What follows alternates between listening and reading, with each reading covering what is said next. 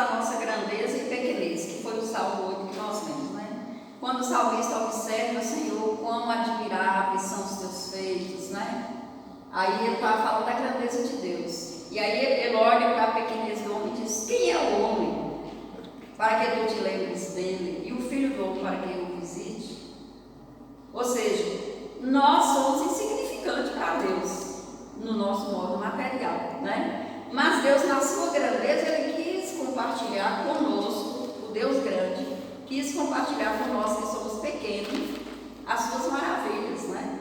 E isso me faz lembrar quando Jesus esteve ali no monte na transfiguração, que a Bíblia diz que Ele desceu ali a sua glória, um pouquinho de tempo ali, só para os discípulos ter, né, uma noção do que é estar com Deus. E aí Pedro disse assim: Senhor, é bom que nós não saímos daqui mais, fazer uma casinha aqui para cada um. Então, quem não quer viver nessa coisa, nesse clima bom, né?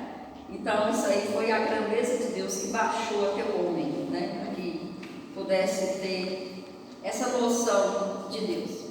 Quando contemplo Deus, quando o salmista contempla Deus e a criação, o salmista percebe o ser humano como algo ínfimo e sem importância. Mas quando ele vê a glória e a honra com que Deus o dotou como líder da criação, ele vê a grandiosidade do ser humano. Quando o salmista descreve ao Senhor, esse homem pequenininho, sem condição nenhuma, tu capacitou para tomar conta do planeta, né? Dos peixes, dos animais, todas as coisas têm que estar ali debaixo dos seus pés. Ou seja, esse homem tão pequeno, na força de Deus, ele consegue dominar, né, os animais, as bestas feras, que até Tiago diz que o homem consegue dominar as feras, mas não consegue dominar o quê? A língua. A língua. Então, veja aí, a maldade está no ser humano, né? A maldade está impregnada. Agora, o que vai nos fazer aproximar de Deus, a ter uma vida santificada, é a maneira como nós nos aproximamos de Deus. Somos pequenos demais diante de uma criação grande e maravilhosa. Irmãos, será que nessa correria que nós estamos vivendo, nós não passamos tempo sem observar, né, a grandiosidade de Deus na criação? A semana passada, lá em casa a gente fica muito preso, né, dentro de casa, porque é tudo fechado. Aí eu saí na rua à noite, às 7 horas, e quando eu olhei para o lado do entrar do sol, eu vi que tinha uma estrela diferente, uma estrela que eu não via outros dias. E aí eu comentando com ele, disse: mas que estrela diferente aquela? Mãe, ontem falou no jornal que hoje esse planeta ia estar mais baixo e a gente ia ver ele com mais facilidade. Então ele estava uma estrela bem grande, parada, que quando a gente vê no céu aquela estrela grande, mas que está andando, já sabe, é um avião que vai passando, né? Mas essa não estava parada um pouco próximo à Lua. Então, será que nós não temos deixado de observar essas grandiosidades de Deus? Não é só olhando para o chão, olhando para as dificuldades, ouvindo coisas que não edificam, né? E deixamos de olhar para as grandezas de Deus. E o cristão, ele precisa viver, como diz um cântico antigo: ô irmãos, pensemos no céu. O dia que você amanhece o dia pensando no céu, a sua vida é melhor. Agora, o dia que você já entra já no clima do coronavírus, aí não tem como alegrar, não. Quer falar, pastor? Não. Vamos lá. Mas somos muito grandes pela graça desse mesmo Deus que nos criou à sua imagem e semelhança e que tornou-se humano como um de nós para nos redimir. Então, esse Deus grande, ele se humilhou, a Bíblia diz, né?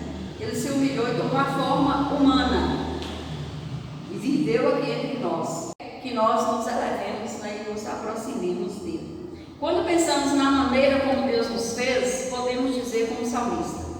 O Salmo 139, versículo 14. Salmo 139.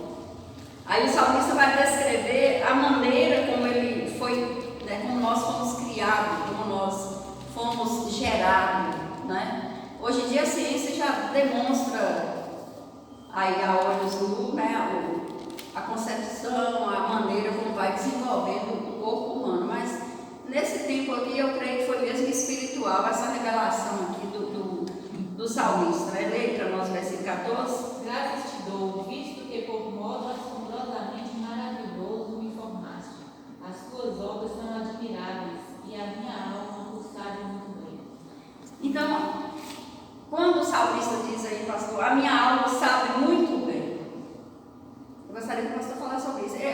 Desde a hora que eu li esse versículo, nessa lição, que eu fiquei assim, e a minha alma sabe muito bem. O que ele está dizendo aqui confirmando o que ele diz anteriormente, né? Ele diz que eu te louvarei, pois fui formado tão admirável e maravilhoso. Com certeza ele começou a olhar para as suas faculdades mentais, sua forma de agir, de pensar, como o corpo dele agia, e ele reconhece que foi algo extraordinário que Deus havia feito. E a alma dele, né, essa parte sentimental, a parte espiritual, espiritual, esse lado sentimental dele, tinha plena convicção e certeza de que ele era fruto de uma ação de Deus. Então a minha alma sabe muito bem que o Senhor me fez assim de uma forma única, né, e não existe outro que nem eu. Irmãos, eu não sei se todas as pessoas sentem isso, né, mas eu me lembro, relembrando do nosso irmão João, quando ele falava assim que quando ele ouvia a pregação da palavra de Deus, que aquilo ardia no coração dele. Eu creio que é esse sentimento, né, que o salmista teve, a minha alma sabe muito bem, porque, no caso, tem uma intimidade com Deus, e quando fala das coisas de Deus, dá aquele clima gostoso assim na alma da gente, aquele refrigério, né? Aqui na versão da Bíblia Viva, fala, e eu sei disso muito bem. Eu sei disso muito bem. A atualizada diz, eu tenho certeza. Então, é essa convicção de que é algo de Deus. É bom demais, né? Que ouvir essas coisas, isso faz muito bem à alma, né? Isso enriquece e traz-nos para mais perto de Deus. Então, quando as suas obras são admiráveis, e a minha alma sabe muito bem, o salmista diz, porque ele tinha intimidade com Deus, né? Ele queria estar sempre na presença de Deus. Aplicação. Nossa grandeza está firmada na graça de Deus. Nossa pequenez está na natureza pecaminosa. Então, a controvérsia que há em nós, porque nós temos a natureza de Deus em nós, né? E temos a nossa natureza humana, que é a natureza que herdamos lá de Adão, do pecado lá, que é aquela que só quer fazer o eu crescer. E a vontade de Deus é que nós diminuamos, né? Como diz João, e que a vontade de Deus possa crescer em nós. Agora, essas duas naturezas que temos, ela precisa ser alimentada para desenvolver, né? E essa natureza espiritual, essa natureza esse autoconhecimento, de ver que nós somos pequenos, somos ruins, a nossa natureza é má, nos faz diminuir cada vez mais para que a natureza de Deus possa desenvolver em nós, né? Como o salmista nos adverte aí. Se grandes ou pequenos, somos dependentes de qual área estamos investindo nossos esforços. Em qual área você tem investido mais tempo? Nossa, isso aqui também me chamou a atenção. Qual área eu tenho investido mais tempo? Né? Numa casa, você vê que tem bastante gente, você vê uns aproximam mais de um lado para uma coisa, outros aproximam para outra, e assim cada um escolhe em que área vai se ocupar, né? E é assim que vive a sociedade, né? Uns vivem de fazer marketing, uns vivem de fazer fake news, porque é o desejo do seu coração. Outros vivem de estar, né, ajoelhado, buscando a Deus, pedindo a Deus por aquelas pessoas que estão em eminência. O segundo ponto é consciência das nossas limitações junto ao nosso desejo por Deus. O nosso desejo por Deus. Salmo 42, o versículo 1, o que está escrito lá no Salmo 42, 1? Ninguém lembra sem olhar? Sem esperar. A minha alma anseia por Deus, né? Assim como o cervo brama pelas correntes das águas, assim suspira a minha alma por ti, ó Deus. E nós, para falar isso aí, assim, com convicção mesmo, é preciso ter uma vida bem afinada com Deus mesmo, né? A minha alma anseia por Deus, assim como o cervo né, anseia pelas águas. É preciso ter muita, né, segurança. E Salmos 51:5 vai nos dizer, esse mesmo salmista que observou aí e disse que a alma dele tinha tanta ansiedade por Deus, é o mesmo que diz: em iniquidade eu fui formado, e em pecado me concebeu minha mãe. Ou seja, ele está mostrando para nós que nós somos, ora, grandes, né, valoroso, pela misericórdia de Deus, mas que a nossa tendência é o pecado, porque nós somos gerados no pecado, né? Mas ao mesmo tempo lemos em outro salmo: eis que a iniquidade foi formada. Mas é do ser humano, nessas condições, que Jesus quer ser Salvador, Senhor e Mestre. Nós vamos agora, irmãos, falar aqui sobre esses 3 pontos: Jesus, Salvador, Senhor e Mestre. Jesus como Salvador, ele nos tira de onde? Da lama, né, do pecado, do inferno, das consequências do pecado. Então, no momento que nós vimos aqui aquela lição que tivemos, né, que a salvação em 3 fases, que é a salvação quando nós aceitamos Cristo, confessamos nosso pecado e aceitamos Ele como nosso Salvador. Agora, Senhor, eu gostaria que o pastor falasse a respeito desse ponto. Senhor, eu tenho Jesus como meu Salvador, mas e como eu ter Jesus como meu Senhor? Meu Salvador, como a irmã colocou, é aquele que nos resgata do pecado e nos dá a vida eterna. E como Senhor, nós podemos lembrar aqui de um escravo, que Paulo diz que nós somos servos, nós somos escravos. Então é aquele que tem autoridade sobre as nossas vidas e nós obedecemos a ele. Então um escravo, ele era submisso ao seu senhor e ele executava a vontade do seu senhor. O escravo, ele não tinha a sua vontade própria em execução, era a vontade do Senhor. Então nós precisamos ter Jesus como nosso Senhor. Nós precisamos viver a vontade de Jesus, precisamos fazer com aquilo que Ele está pedindo que nós façamos e que realmente Ele possa governar sobre as nossas vidas. Porque muitos crentes querem Jesus como Salvador, mas não como Senhor. E aí que está a diferença. Ele precisa ser nosso Salvador e também o nosso Senhor. Nós precisamos viver a vontade dEle. Muito bem. Mas alguém gostaria de falar? Já falou tudo, né? Agora, como mestre, né? Como Senhor, eu tenho que ser submissa ao meu Senhor, né? Que é o que o pastor falou. Agora, como mestre, eu tenho Jesus como meu mestre. Que mestre é a questão de ensinamento, de professor, de educador, de instrutor, né? E Jesus disse: aprendei de mim, né? Que sou o quê? Manso e humilde de coração. Então é isso que nós temos que aprender de Jesus, né? E Jesus é manso e humilde de coração. Porque só o humilde de coração é que vai fazer tudo aquilo que nós falamos no início, que é reconhecer a sua pequenez, né? E deixar a autoridade de Deus crescer na sua vida. Então, irmãos, se nós não tiver Jesus como nosso Salvador, Senhor e Mestre, nós não podemos ter uma vida de santificação, porque assim nós não vamos submeter ao ensinamento dele.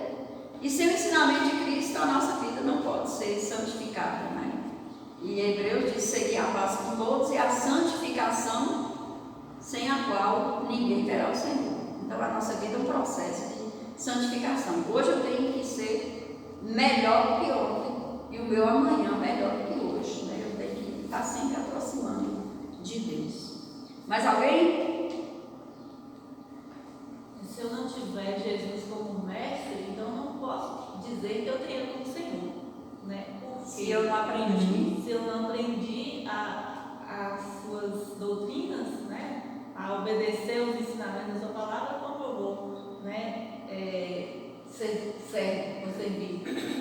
E quando nós temos Jesus como nosso mestre, ainda que outras pessoas querem falar para nós alguma coisa que contrariar a doutrina de Cristo, nós não vamos aceitar, né? Nós já temos em nós ali aquela certeza, aquela convicção de que nós estamos certos, baseados na palavra de Deus. Você é um ser de contradições. Eu também. Nós somos seres de contradições. Queremos amar e somos egoístas. Queremos